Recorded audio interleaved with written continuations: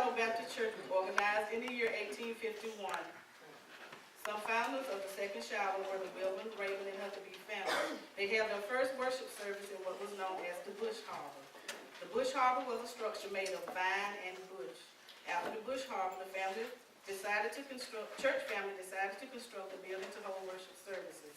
It is not known how long the services were held in that building.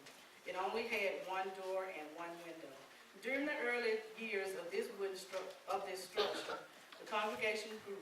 One of the sons of the house started a second congregation located 5 miles east of Broward on Highway 118.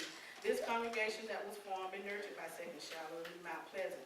Mount Pleasant was destroyed by fire and moved to the city limits of Broward some years ago. Once this congregation grew, Second Shiloh, the small wooden structure was too small. Land was purchased and a larger Second Shiloh was built. The church site was located 5 miles south of Broward on Dirt Road next to what is known as the Gardeners Place and constructed by church members. The building remained until 1920 when it was destroyed by fire. According to history, several items were preserved from that: a spittoon, a water pitcher, and a podium. The podium was built by one of the founders of the church, Brother Henry Raybon, and is still in use today at Mount Pleasant. The spittoon is at Wolf's Furniture Store in Dawson, and the water pitcher is in our kitchen annex. After the fire in 1920, another church was built the same year, again by members of the church. Several years later, the Masons organized a two-story building in the back of the church to hold their meetings, and that building was also used as a school. The top floor of the building was used by the Masons, and the ground floor was used as a school. The building was known as Second Shiloh Public School. Some members of our congregation today attended the elementary school in that building. How many we got in there?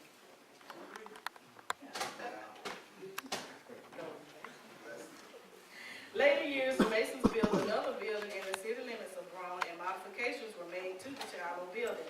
The top floor was torn down by Reverend J.S.G., son of the house, and it became a single-story building and only housed the school. Classes from 1st to 8th grade were taught in this building until 1957. Church services were held in that building until 1981. The first musical instrument of the church was donated by Deacon Charlie Martin. Although the church did not have a choir, the organ was used in worship services and was played by Brother Henry Wilburn. Later, Sister Fannie Bell Wilburn started playing the organ during school closing activities. The structure of this organ has been modified. It also still stands today. The first church choir was organized in 1947 under Reverend C.T. Anderson. The choir sang for 44 years until 1991. The church first piano was donated by Pastor C.T. Anderson. The church pulpit did not include a choir stand, so one was added by son of the house, Reverend G's.